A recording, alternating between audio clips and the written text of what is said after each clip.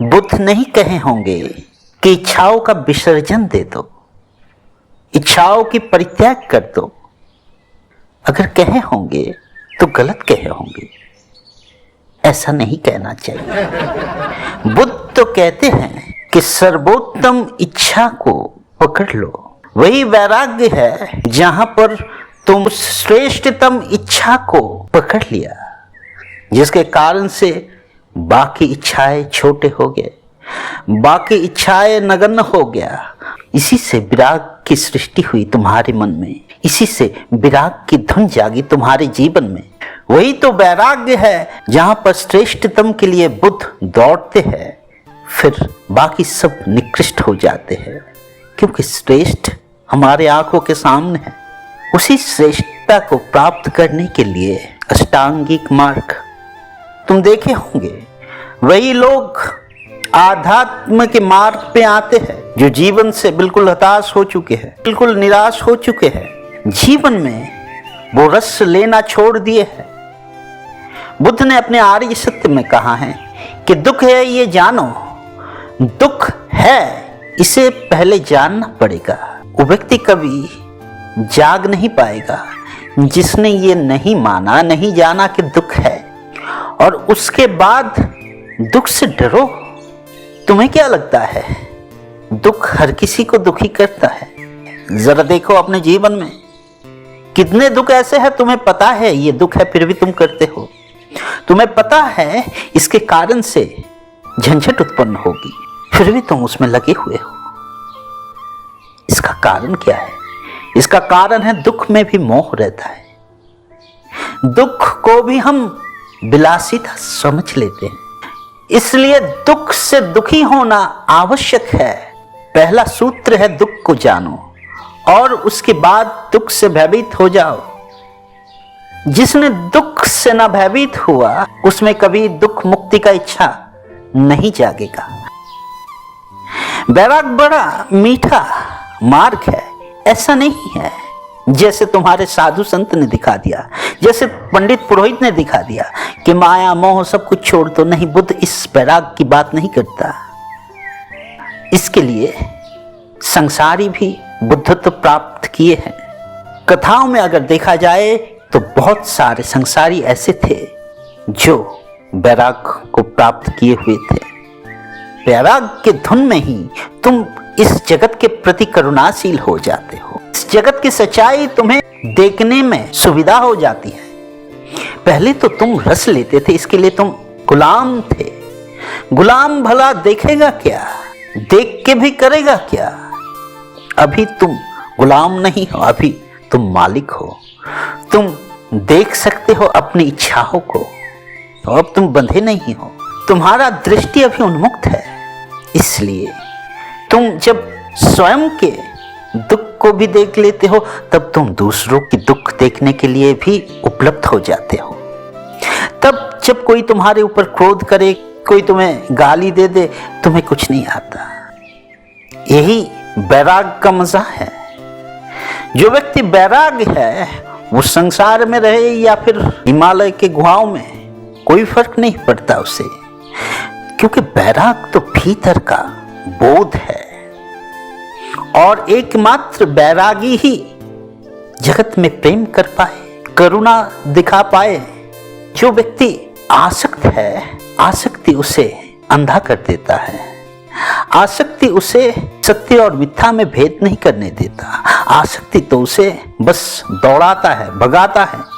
वो दौड़ते रहता है, उसे क्या अच्छा क्या बुरा इसकी कोई फिक्र नहीं रहता। उसे तो बस रस लेने में मजा है।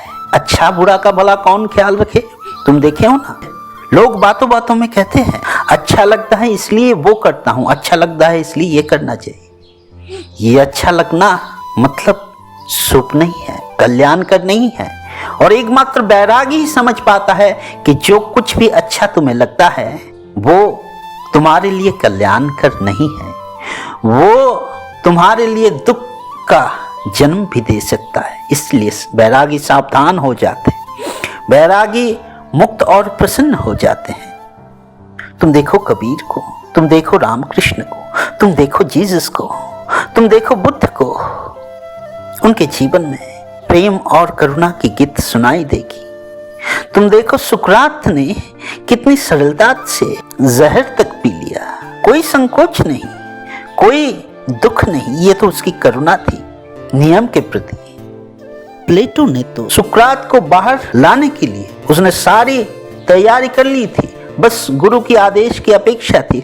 लेकिन सुकरात ने कहा नहीं, ये मुझे शोभा नहीं देता, मुझे क्या कल्याणकर है और क्या कल्याणकर नहीं है इसमें अंतर पता चल गया। अब मैं सिर्फ अच्छा लगता है बुरा लगता है इस हिसाब से नहीं चलता, अब मैं अनंत आनंद से चलता हूँ और आनंद मुझे सही और गलत में नजर आता है। और जरा देखो गौर से सुकरात के जीवन को। सुकरात की जो बीवी थी वही सुकरात की सारे दर्शन के मूल बने, क्योंकि बीवी बड़ा अशांत थी, सुकरात से चिढ़ती थी, खुश नहीं थी, हमेशा कुछ ना कुछ सुकरात को सुनाती रहती थी। सुकरात में जो वैराग पैदा हुआ उसी के कारण से सुकरात में ये सब दर्शन आए, सुकरात में ये चिंतन आए।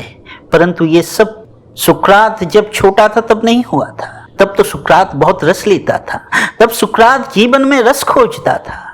और धीरे धीरे जब वो रस टूटा, जब पत्नी ने सुकरात का मोह भंग किया, सुकरात को लगने लगा ये झंझट वाले संसार में कुछ नहीं है। फिर उसने वैराग की प्राप्ति की। पत्नी की अशांति से ही सुकरात को शांति का मार्ग उपलब्ध हुआ और उस वैराग को समझने के बाद सुकरात उसी पत्नी के साथ रहा, परंतु अब उसकी अशांति सुकरात को छू नहीं पाता। अब उसकी अस्थिरता सुकरात को हिलाता नहीं। सुकरात स्थिर बन गया, सुकरात शांत हो गया, सुकरात उत्फुल्ल हो गया, उस पद्म की तरह जो पानी में रहता है परंतु पानी उसे छू नहीं पाता। तुम नारी स्वतंत्रता की बात करते हो, नारी स्वतंत्रता अगर सीखनी है तो कश्मीर में लाला को देखो। लोगों को पता तक नहीं ये हिंदू की पूजा करती है कि मुस्लिम की। मुसलमान उसे लाल अरीफ कहती है, हिंदू उसे लालेश्वरी कहती है। उसका नाम हजारों ने हजारों रख दिया, परंतु उससे क्या। लाली ने जो नारी स्वतंत्रता की मिसाल रखी है वो आज के मॉडर्न समय की कोई नारी नहीं रख पाएगी। वो साहस नहीं, वो वीरता नहीं, वो शूरता नहीं जो लाला ने दिखाई। लाल देग वो इकलौती औरत बनी मानव की सभ्यता में जिसने आध्यात्म के द्वारा इस जगत के, इस समाज में एक बड़ा क्रांति लाई थी। कहां से शुरू हुआ था उसकी क्रांति, अगर जरा देखो तो तुम्हें पता चलेगा कि लाल देग की शादी बहुत छोटे में हो गई थी और उसकी सास जो थी बड़ा चिड़चिड़ा थी। लाल देग को हमेशा झंझट में रखती थी, लाल देग से खुश नहीं थी, हमेशा अभियोग कुछ ना कुछ करती रहती थी। इसी से धीरे धीरे वैराग पैदा हुआ लाला में। लल्ला पानी लेने जाती थी, जाकर नदी के किनारे घंटों बैठी रहती थी, वहीं पर उसका ध्यान की प्राप्ति हो गई, क्योंकि उसने संसार में रस नहीं लिया। संसार में जो व्यक्ति आसक्त नहीं है वही संसार को प्रेम कर सकता है।